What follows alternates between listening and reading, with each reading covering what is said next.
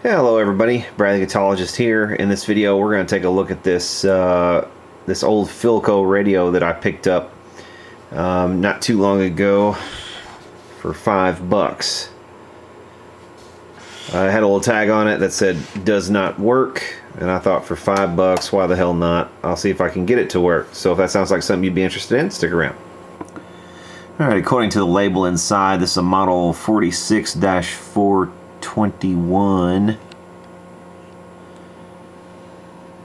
There's some kind of label over here. Looks like just basically a tube chart. There's a serial number of some kind. I'm guessing that's a serial number. There's the model number repeated there. Looks like we got some Lochtel tubes in here maybe. And I'm guessing this is probably late 40s. Well, this thing is just chock full of ladybug corpses and everything else you might come across in a barn or an attic or God knows where. I can't even tell what the hell this is on the speaker. This is like, what is this? Some kind of nest of something. Maybe it's still in there. Who knows? Pretty nasty. Well, that right there could be why this thing isn't coming on. See right there. Alright, I powered this thing up with a new cord and still nothing. Here's the riders. And according to this, it's a series filament radio. So if one of these filaments is dead, then yeah, we're not going to get anything to any of it. So let's test some tubes. Alright, here we go, testing some tubes, and this is a 7B7 Lochtel tube. I've got everything set the way it should be set according to this. We'll test for filament continuity. Filament's continuous, or so it seems. I'm actually getting a reading now. I wasn't getting any kind of reading a moment ago.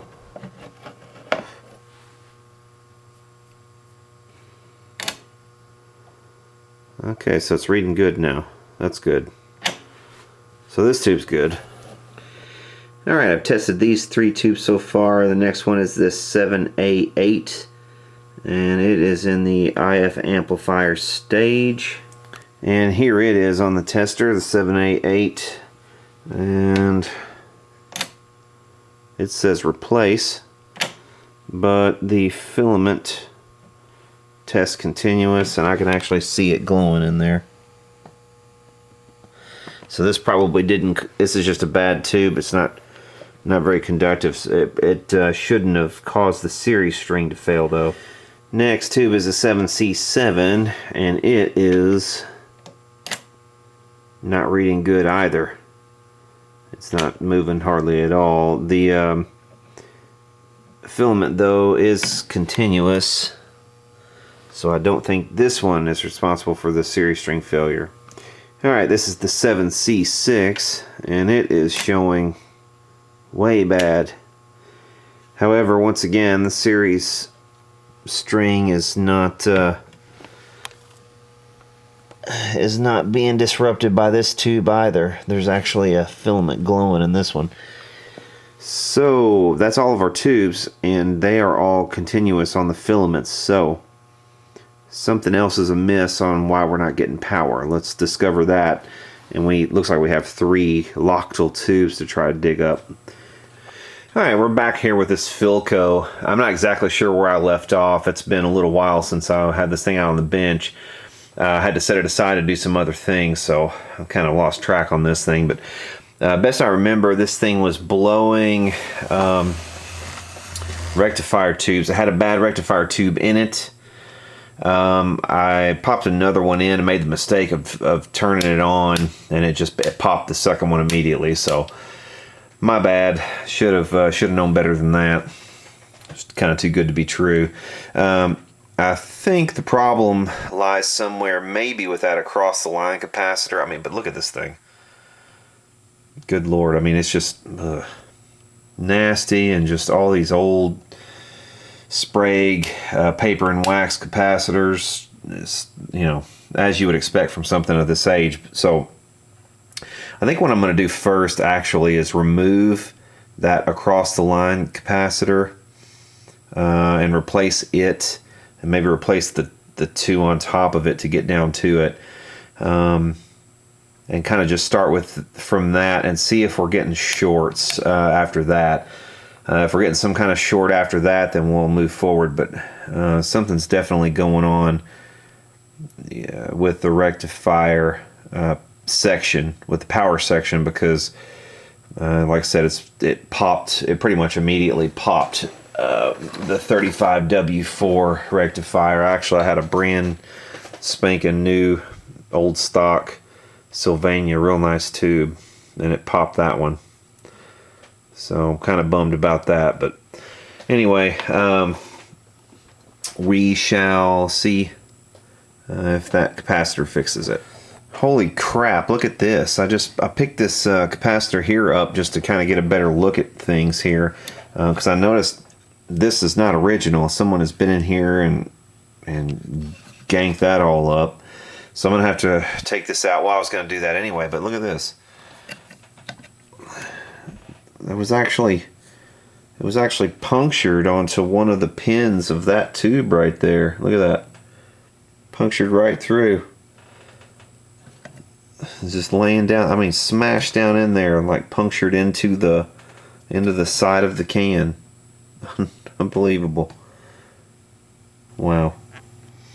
The old power cord here is just cracking all to pieces also, as you can see. And that's one good reason why you probably don't want to just plug an old, or well, you really never want to plug an old radio like this in just without having it open and dialing it up on a variac or something like that at least. Because look at that. If that was laying against the chassis or something like that, you'd have sparks pretty much immediately. And if you just happen to not have a knob on the unit and you're sitting there grabbing it while you turn it on, you can imagine what happens next, especially if the isolation capacitor is shorted or something like that. You're gonna feel it. Alright, I've got about half of the caps in this thing replaced, and got a new rectifier in there, 35Z5, and we have some voltage. So we have a little bit of life and some hope. So I'll continue dialing this up, and we'll see what happens with it. Check out the packaging for this old tube. Hytron radio tube. Never heard of Hytron. Salem, Massachusetts.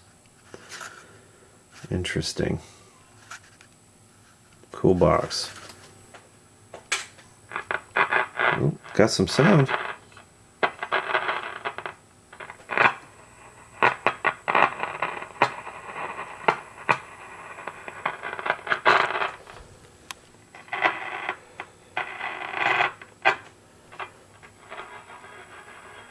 I got a station.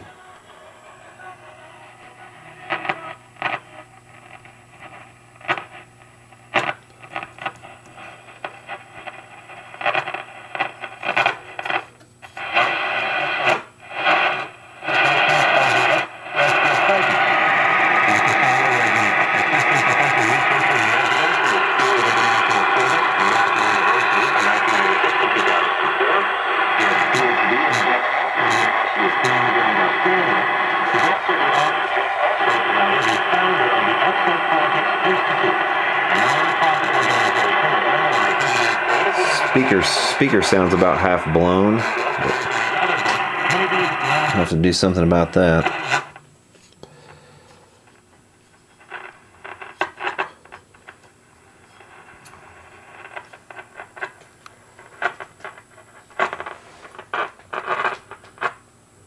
Well, all may not be lost here. Let's go ahead and replace the rest of these capacitors and get in here and maybe mess with the alignment.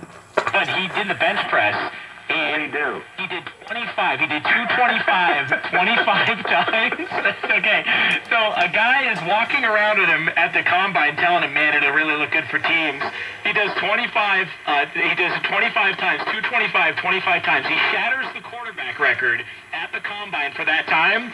And John Gruden says, it's a little too muscular for me. Like, it's almost like they're telling you what. That's why I can't. Like, I don't know how you guys, if you know deep down that these people are lying to you before the draft. Like, at some point, do you ever think to yourself, like, man, why don't I just represent myself? I don't have to pay anybody. You're 20. Like what? Some of them are 20 years old, 21, 22 years old. You don't have. You can't put that all together. Man, that would piss me off, man. If I knew that this guy was just feeding me a bunch of crap, if I knew he was just lying to me and out. If the public knew how similar fantasy drafts were to real drafts, they would. It's scary. Have you been in a fantasy draft? Scary. Oh yeah. Fantasy draft. Okay, what is the biggest similarity between it about this project? This is going to be released in stages. How can people keep in touch with you and find out when the next stage will be released? The best thing to do is to sign up for a newsletter through the website and then go to our YouTube channel where you can watch the first documentary for free and sign up for the YouTube.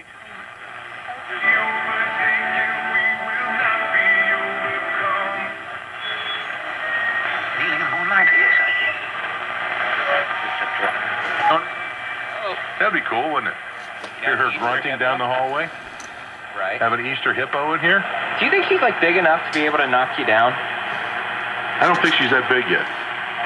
But I wonder if she's like stout. Like, you ever seen like just a little kid or like a little animal where they're like, they're tiny, but their center of gravity is so strong, like they could just barrel into you. And it's almost gotten to the stage, if these statistics are true, that if you look to your left, look to your right, the odds are somebody in the room is an alien hybrid. Yeah, that's interesting. I look for them all the time. And since telepathy is part of it, I try to reach out with my mind and see if someone notices. But yeah, I do look for them. They should be around us. They are. Oh, you like the theater? About how often do you go to the theater? Laboratory. Surely the children must suspect. Oh, no.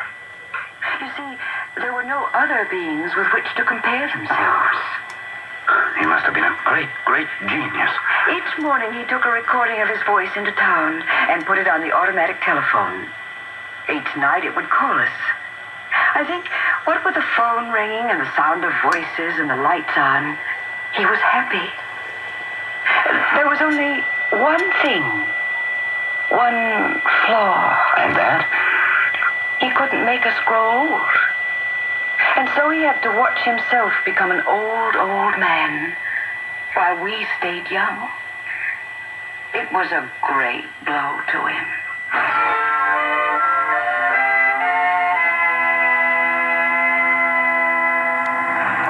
All right, let's turn our attention back to the cabinet for a minute. The cabinet's going to need a little bit of TLC. Obviously, I've got to replace this grill cloth, which we'll go ahead and do now.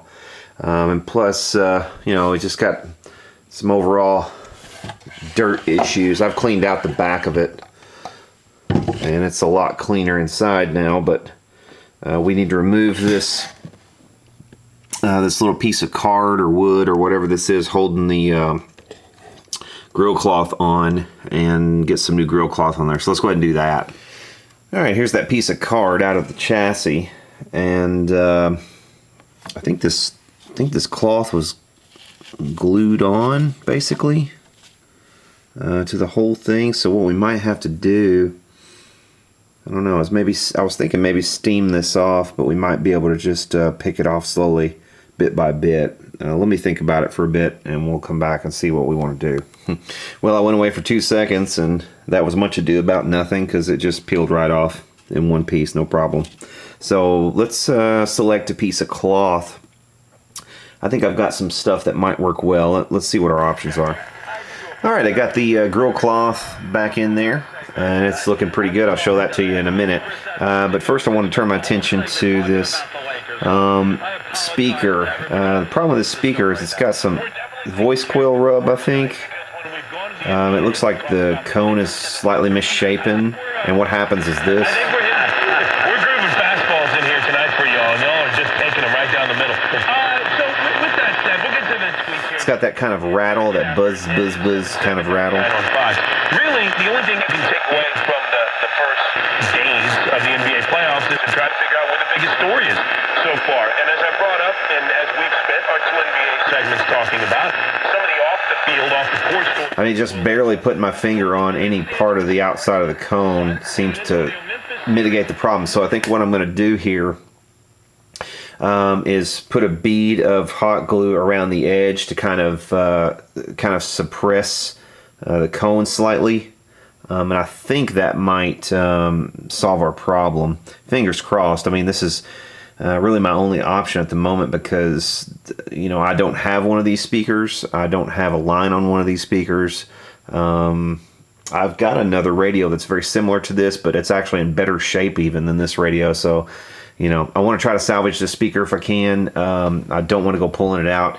The other reason not to do that is this is an electrodynamic speaker, and that just would not be a fun thing to do. So let's see if we can't salvage this speaker by getting some hot glue around the edge here. And also this piece is not glued in, so we have to glue it in anyway. So we'll kill 2 birds with 1 stone.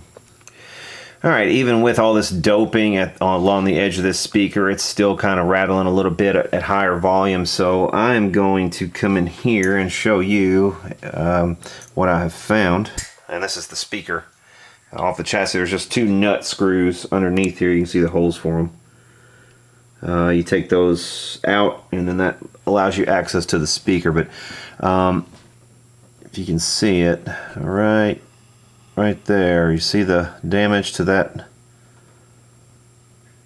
See the damage to that spider in there? That is the source of the rattle. That has come unglued. So we're going to shoot some glue up in here around and try to glue that back down so it doesn't do that. I'm sure this looks like a total mess on camera, but right now we're turning our attention more to this cabinet, and we had some problems with it, so we've glued up the sides. The bottom was actually just about to fall out of it, so we've glued up both sides here. This one was in need of some glue as well up here. Also, the top is coming apart up here, so we're going to have to glue this whole area once this sits up. Okay, the clamping and the cabinet work are all done. I've added a couple of square dowels on the sides for support, like they had originally up here at the top. I think they probably had some down here too, but they came loose. It was loose on both sides on the bottom, so I clamped all that up. It was loose up here on the top, so I clamped all that. And, screaming at you. So that's a lot more sturdy. We're still missing some pieces of this of the antenna frame, but you know, it is what it is. It's there. At least it's holding it. Cleaned the thing up really well. Got the bird's nest out of it, which was the big thing, I guess. Replaced 3 tubes in it, and despite one of these tubes being the wrong type, this is a 7C7 instead of a 7B7, and I just left it because the radio seems to work perfectly with that in there, so I just left that. Didn't try to go dig for a 7B7. I probably have one somewhere, but why look for it if it's already working? That was kind of my thinking. So anyway, she's all clean on the inside. Let's take a look at the front. I did some cabinet cleaning on this too, and polishing, so it looks a lot better. And like I said, I cleaned up the cab quite a bit. I replaced the grill cloth, and I need to get my hair dryer after this to tighten it up a little bit. It wasn't like this a little earlier. I'm not sure what happened, but at any rate, I think I picked something that, you know, looks pretty good. Looks the part. Cleaned up the knobs, have those back on. Cabinet's nice and shiny. Very nice wood grain on this. It's almost like the inside of a luxury automobile. Like something nice and old, coach built from the 30s or 40s. Still got a couple battle scars. If I wanted to, I could come back in here with some wood filler and fill these in. I don't know. I might leave them. I've got one little chip down here at the back edge I could fill as well. But at least it's not busted anymore, so. Sorry for the bad focus. But yeah, really nice looking radio and pretty typical for this time period. I got some codes off of the replaced parts, and this radio is from 1946, so just after the war, and they were obviously using up all the Loctile tubes that were left over from the war. Got a battle scar on this side as well. Still, and again I could fill that too, and you know, blend it in and make it look okay. The dial cord was missing on this, and I have not yet bothered with that, and I probably won't, to be honest.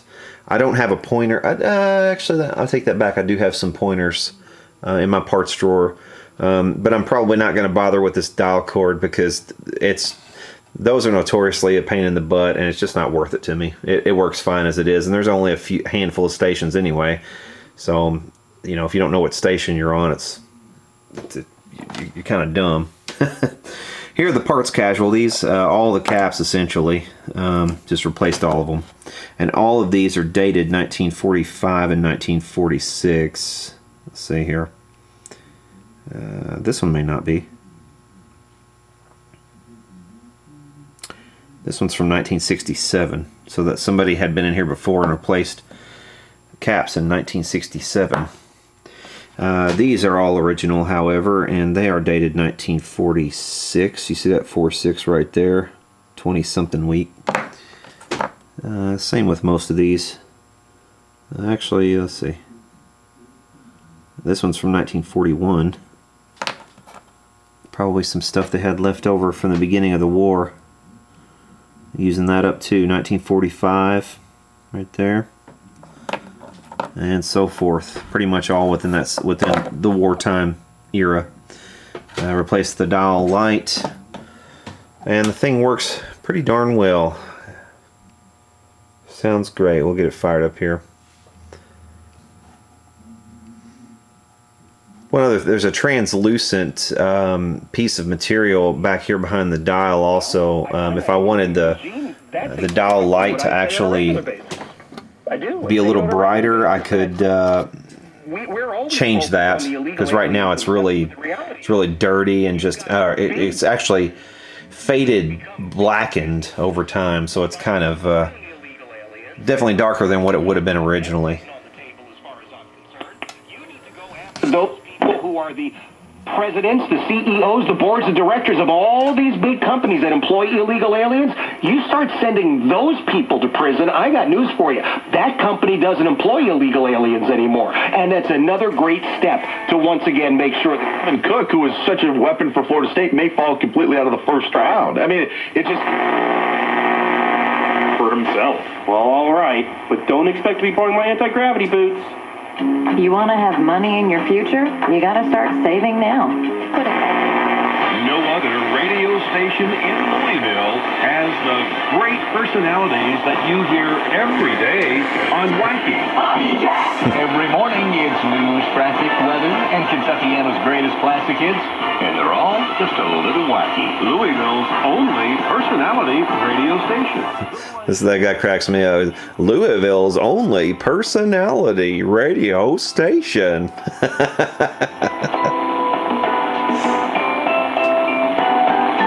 Oh, music on the AM.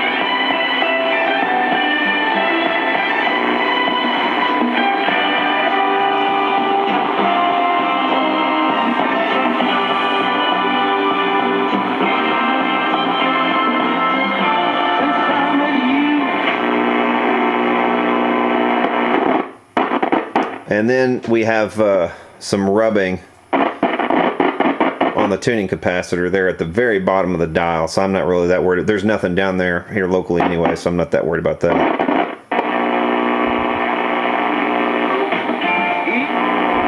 to be a perfect parent. Assume that because it worked one time, it's going to work yourself, or is it